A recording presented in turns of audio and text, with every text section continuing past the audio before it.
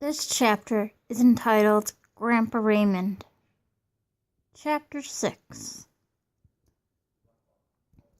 When you think about heroes, you think of those in comic books. Well, when I think of heroes, I think of them as everyday people that you see around you.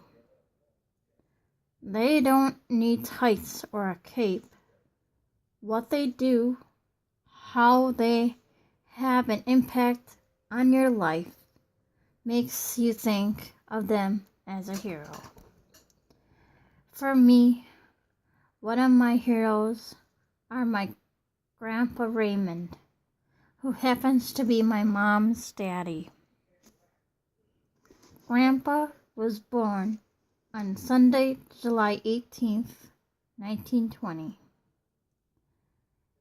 and was a sergeant in the U.S. Army of World War II. Did he shout, "Give me 20 push-ups" all the time to me and my siblings, you wondered? No, he was the opposite. Caring and loving. He always had a smile on his face and just loved his family to bunches. When Mom took me to Grandma and Grandpa's house on Sundays in the early 1980s, I would rush into their house, arms wide open, to give Grandpa a big hug. Grandpa loved my hugs, like how Olaf from the Disney movie Frozen loves big warm hugs. He loved to read me the Garfield comics in the Sunday newspaper. And most of all, which made him out to be my hero, helped me out with my short stories. He would read through my stories and correct the spelling, even teaching me how to spell the words correctly. Without him teaching me what he taught me, I wouldn't have the 11th grade level in grammar that I have right now. Plus, I wouldn't have the possibility on how to write just as good. The other Sundays, when Mom took me to Grandma and Grandpa's house, I felt saddened to know he wasn't around. He was on the golf course. Why couldn't he take me with, is what I wondered. I would have ridden with him in a golf cart, and it would have been fun. I even kept asking Grandma what time he would be back home because I wanted a grandpa hug. I didn't care much for my grandma's love. I mostly cared for his love more because I was a grandpa's girl. While waiting for him to come home, I would play with Ben, his brown tabby kitty, suck on a rainbow popsicle, and blow bubbles outside on the porch. The garage was out in the backyard, so I blew bubbles out and back as I watched and waited for his car to drive into the garage. With Grandpa Raymond away at the golf course, it felt like hours for me. So when I had seen Grandpa's car enter the garage, I got excited, waiting for him to come walking up the porch steps. Once he came onto the porch, I had set my bubble wand down on the TV table. I used that so I won't dip soap all over the porch, and gave him a big hug. Next, he would blow bubbles with me, including teaching me how to blow the large bubbles. Blow really slow is what he advised me to do. I did that, blowing slow into the bubble wand ring. Watch it escape the ring. Watch it float in the air and around the backyard and pop in mid-flight. We both did that over and over again until he announced that he wanted to go pick up some groceries around the corner from where he lives. I continued to blow more bubbles and watch them float around the yard, watching them pop while I waited for his return.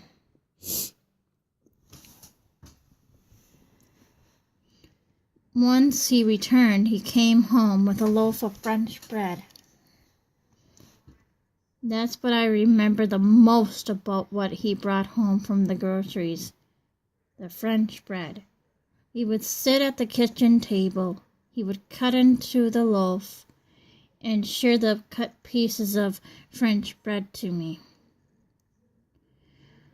Other Sundays, Grandpa taught me how to hold a golf club and put the golf ball into a plastic black ball hole shooter that he plugged into the wall of the living room. He would show my siblings how to putt, too. My siblings and I loved playing with the golf clubs, hitting the small ball into the hole and watching the hole shoot the ball back out to be hit again. While Grandpa Raymond was in the basement cleaning and fixing his golf clubs, my siblings and I were down in the basement with him, playing around with hitting his extra golf balls around on a piece of cutout green with his extra clubs he had. Grandpa had tons, I'm talking tons of golf balls and golf clubs. He was a true golfer. I once requested a couple of times to Mom to sleep over at Grandpa's, and so Mom took me there. She spoke to either Grandma or Grandpa, I can't recall who, while I was in the kitchen with them. I was obsessed with the blue kitchen floor. I traced the white swirl design while Mom talked. That night, I was spending the night. I was falling asleep on the couch. It felt really late, and Grandpa put eardrops in my ear. I think it was the year where I had an ear infection. I got a lot of those as a little girl. When I came downstairs from where the bedrooms were in Grandpa's house, I found Grandpa in the kitchen. He asked me if I was hungry and if I wanted some eggs. I nodded my head yes, so he made me eggs.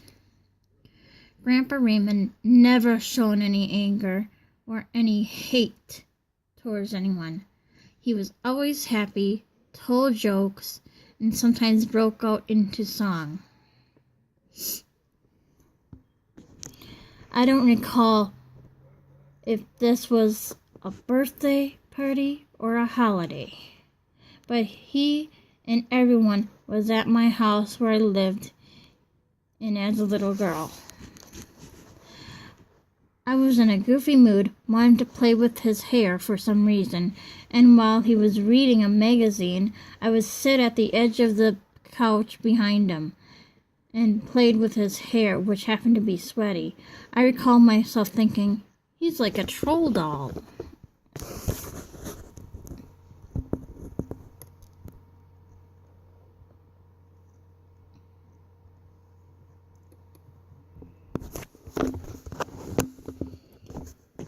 On the night of a Monday, March 9th, 1998, I had an urge inside me to go to Mom, requesting for us to visit him.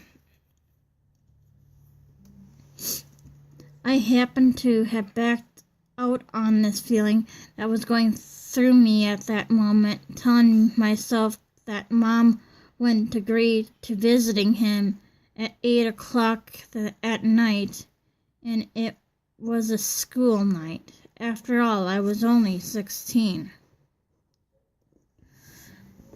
After watching a television show called Seventh Heaven, I went straight to bed. Even though I was feeling tired, I was having problems falling asleep. I heard my brother come home from a friend's house, showered, and he got out of the shower. I heard him talking to our orange cat, Mellow. After that, I felt sleep take over. I think it wasn't until 2 hours when I fell asleep.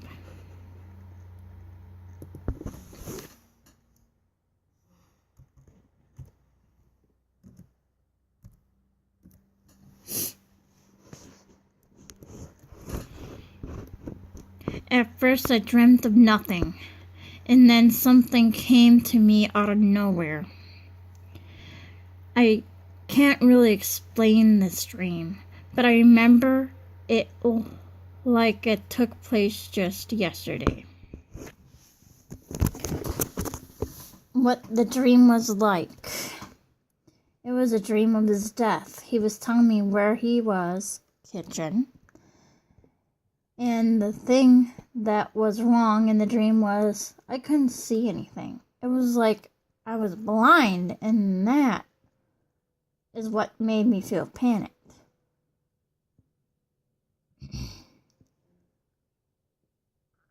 I turned to where the kitchen windows were, taking the image of them in my mind, thinking that they were there. Then something happened. I saw light again. But this light came from flashes of pictures that were moving, and I realized I was seeing somebody else's memories that weren't my own. All of them were going too fast for me to see them, but the last one froze long enough for me to see the memory. I found myself outdoors. The weather was sunny, as it was spring or summertime. I found this little girl, around the age of 2 years old, running up to me with her arms open wide for a hug. I felt as though I was kneeling on the ground, my arms open wide, ready to scoop her up in my arms. The darkness took over again. I felt as though I was back in my grandparents' kitchen. Reaching for the edge of the kitchen, I lose my balance, and I feel myself falling.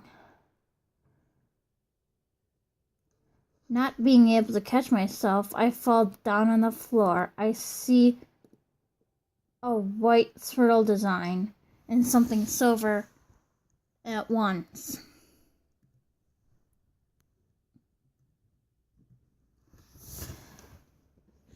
Silver in one eye, the design in the other. I woke up with a sharp gasp of surprise, finding my room still in darkness. Looking over to my wind-up alarm clock that sat at the edge of my desk, I found it to be 3:12 a.m. Only 3 more hours and 15 minutes until I get ready for school. Closing my eyes, telling myself that it was just a bad dream, I fell back to sleep.